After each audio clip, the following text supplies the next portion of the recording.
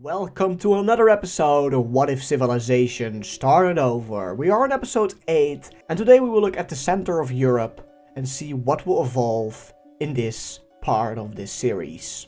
I also want to introduce finally the provinces layer, but I will introduce that when countries finally also realize that they have to sort of set borders in their own countries as well. But there will be a lore reason and a lore explanation for that pretty soon. Maybe the next episode or maybe today. But let's get to it. Last time we had the great expansion of the dark red team and the brown team. And together with that, yellow and light blue started to get on the map. Red really got their downgrade. They are like almost non-existent anymore if you compare it like how blue is looking like. But they also got a separation with purple. But Central Europe. While this war was happening, a lot of new settlements were built and were starting to pop up in this world. So now when I will enable this map, you see there were a load of newcomers. The world is just starting to expand, like, well, I say world, but it's actually just Europe. But also we will soon expand towards, well, maybe Asia and the rest of Africa. But let's see what some internal conflicts will be. Because not every country is happy as of now. Of course, the pink country right here, separated from the green, that's separated from the cyan, that's separated from the blue. And all these four have something still in common, that they have like not the best relations with red. But when red got like their deserved payment back for what they did all those years ago, right here where now dark red is lying, they were actually happy, but some weren't. They were like, we have to still end the red king, the red team. We have to eliminate them from the maps, our maps. So a few countries, like for the most part only the cyan, the green and the pink team had some conflicts, some internal conflicts, and some sort of rebel groups were forming. And here near this settlement, little groups started to pop up that really wanted the red team gone. They were sort of supportive towards the brown team. Also here in the green team, they were starting to pop up, were more spread out in the land. They were a very large group. And the cyan just had a little big part in the north and nothing really in the south, because the south really thought they got what they deserved. These three countries still want to come together and think, what shall we do towards these so-called rebel groups? What are we going to do about it? Because if we don't do anything about it, then maybe sort of the same will happen to pink and eventually green as well, because pink is also sort of bordering an enemy, the gold team. But if there is a chance, the gold team will invade them. And also the gray team, of course. It's like a little bit bordering them. Sadly, a great rebel group took over a settlement and some parts outside of it. And they were actually not bad towards the civilians inside the pink country, and also not in the green or in the cyan country. They were really just aggressive towards the red team. And some people started to venture off towards the red team. That took a while, but eventually they got there and wanted to assassinate civilians or just the leading groups. There is now a new king, because the old one was eliminated. And the new one almost got killed again. And the same rebel groups started to pop up as well in the red team, because some of the people that were inside the red team still didn't want to get the name they got all those years ago. They don't want to be remembered as the red team in our universe. But of course they have an universal name. A few little spots started to pop up as well. So now it was also a really national conflict and not so much in just one area. But that's not the only thing that happened. The great capital of purple ventured off and crossed this water and got in this part of the world where no one had been yet. And they started to expand their borders. They really wanted to expand and just get more land, get more settlements for new people. They got this island and they started to venture towards the west and the east. They knew eventually when they went more to the northwest, they eventually will meet up back with blue. And they actually wanted that land. So a group started to head off in that direction, but also a group started to head off in this direction. Months went by and they got pretty far, almost into what's called India in our world. And at the other side, they ended up meeting with the blue border as well. They started to head up north, and they met up with this sea in the north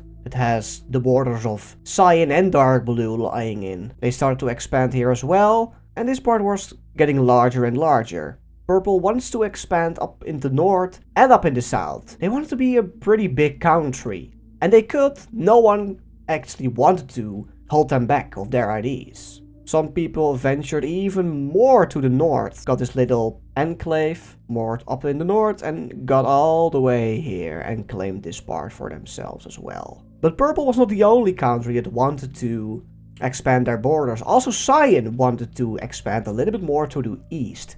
And they crossed this water and also had some land on the other side here. And they had actually already a pretty big area that they claimed. Small villages started to pop up as well.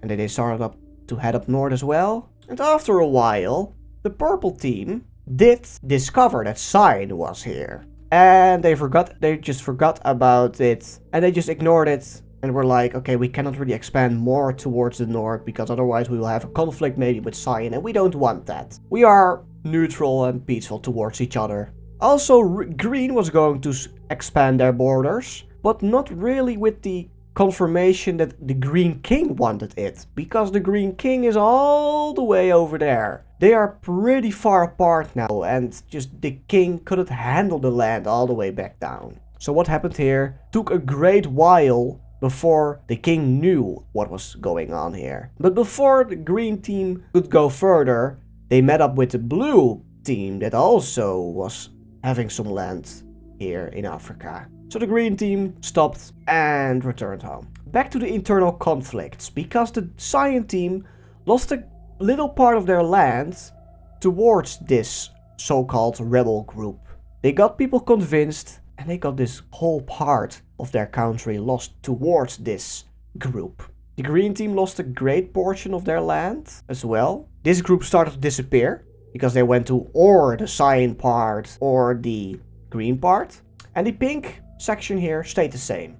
The dark cyan part here in the red team itself started to enlarge and started to grow, even some parts in the green team. And the green team didn't want that. So they started to heat up this conflict. They invaded this part and took it all from them. Like, this rebel group was not really armed or anything, but the green team was really armed. And they stopped all the parts and got the people captured and just threw them in a jail. So even more land was lost towards the green team that was from the red team. The brown team and the dark red team were slowly enjoying this. The small, really slow elimination of the red team. Luckily, the pink team got everything in control and sort of the conflict there started to cool down and the rebel group left. They went towards the south. Also, the part in the green country was also going to minimize. They were all going towards this original cyan territory. Here it was going to expand. The cyan team was not happy about it either. They were losing land. But at the same time, they expanded their land, because here it was already expanding a little bit. They got a great portion. After a great while passed, pink, green and cyan team got together and sort of created a peace treaty towards this rebel group that they could have a land, but they had to stay neutral. Otherwise, all these countries, pink, green, cyan and even dark blue, started an offer to then invade and kill the so-called rebel group. They agreed. So a new country was born, Dark Cyan, lying in between green and cyan. And they got 2 settlements labeled on the map and also their capital. But it was not really a capital, it was like the largest so-called town in the area. What they were planning on going to do, no one really knew, but they were happy that the internal conflicts were over. And now let's focus on some countries that we didn't really focus on before other than the war. Gold and Grey. Grey was going to expand their borders after a long war and after just sitting back and not doing really anything. We don't know the origins and what happened between these two countries, the Gold and the Grey.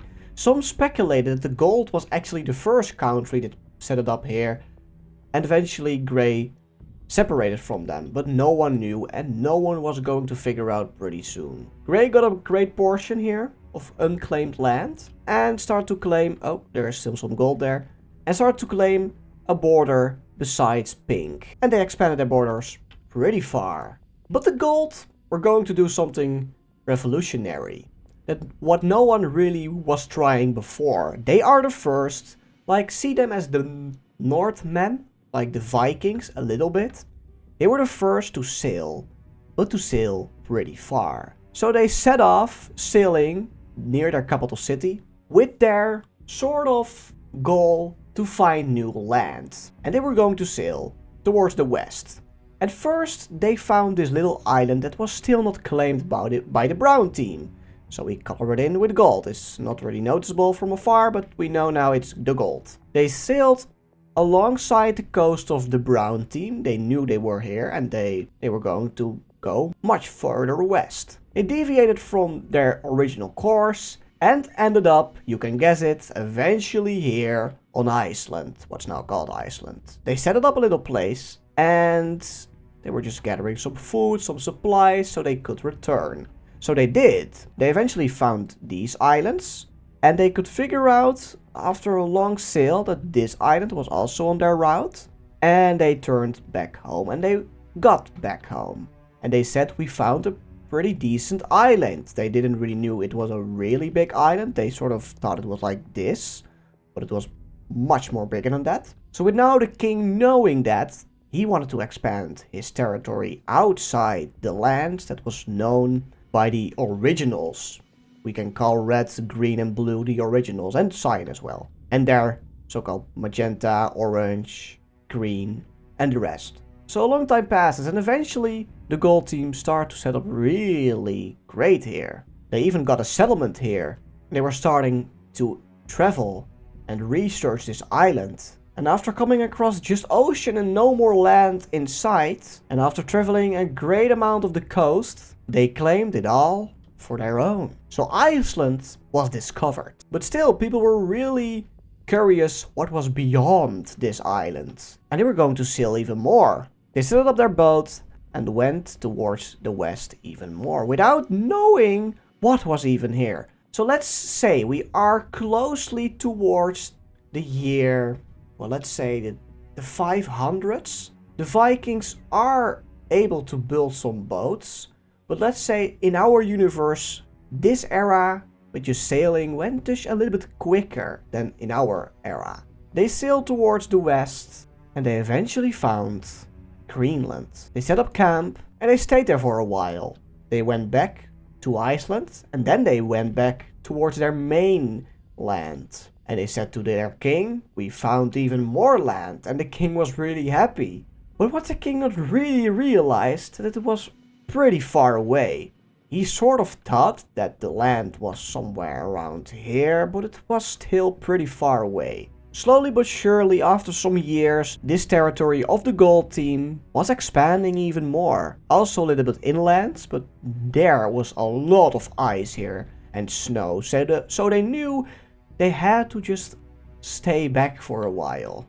Both this island and Greenland were getting a few settlements. And this place started to thrive. But let's look at our last event that will happen in this episode, that we will start and we will expand upon in the next few episodes. Because of course Red was not going to do nothing about their elimination. They were really angry towards the dark red team, and especially the brown team that set it up, all of this. And maybe a little bit indirectly towards these unknown powers up here in the north as well, because their original king sort of thought that the brown team was formed because of them. Also the red team was really disappointed towards the green team. They just took land from them and said nothing about it. The red team felt just ignored and betrayed by everybody around them. So they were going to talk in this settlement with some people that were still originally from their land, also here in the settlements Green got. And people started to realize, let's build our land back together what it was before. We want to thrive again. We had so much land before. We even spanned across Italy here. But then the blue team came and just started our decline. But the red team was not really angry anymore towards the blue team. They did it because of revenge, what the red team did all those years before it. So the green team started to notice that these two settlements were going to rise up against the green team. And a few more as well in the south. All of those, apparently, were going to just not listen anymore towards the green team. Even one in the dark red team tried to rival towards their new land, towards their new leader. But the dark red team saw this coming from a mile away, and they eliminated everyone that was causing a problem for them. The green team didn't really want, again, another conflict in their land or another conflict near their land. But they had to do something, because it was growing. The red team was growing again. The red team was never gone. It was just a shadow of its former self. These two settlements were starting to get towards each other. And the red team was done. The green team and the red team were long before all of the two wars that happened. In the red team and then with the brown team before it. And even the war with the grey and the gold. The green team and the reds were peaceful towards each other. But the red team was done. They were done with playing the victim in all the wars, done with listening towards the other leaders in the world. Heck, even the Dark Cyan team got some little land that eventually green got from them without giving it back towards the reds. And small gaps started to appear. Even more people were starting to be against the green team. It was pretty known that the red team was not going to sit here any longer. The green team didn't want a war. So they went towards the red king that was now their king, that was now leading their country. They were like, hey, can we not have this conflict with each other? We are peaceful for decades, for millennia already. I don't want to be an enemy of yours. But it was too late. The red king said just 4 words. Get back and prepare. Before the green team could do anything, more of the original red team were standing up against their now so-called leader. Even a little bit of dark red was also standing up, and it was pretty close towards the green team as well. And the dark red didn't want a war against the green, so they left it. But when it got too far in their own land, then they would do something about it. Slowly but surely it started to grow. It started to grow. It started to grow. And the green team lost the whole coast right here. People were not happy anymore. And then it was pretty clear. The Red King declared war against the Green Team. The Red King said, you betrayed me. You left me alone. You ignored me. And you left us there in the cold when we needed you. You got our land without asking. You saved our land from the Dark Reds. But still you got it without asking. You never returned it to us. You just turned your back on us and never turned back. So we could see your face. And now we will show our face to you, Green. It's war. It's time to eliminate those pesky people. It was boiling inside the red team. They were done with the green team. They wanted peace all those years ago. Well, the peace was over. No more peace for the green team. They were in no war other than the Great War. They were living happily ever after. And the red team wasn't. And the green team was just looking at them without helping them. The war started. Green versus red. This was the beginning of the Second Great War.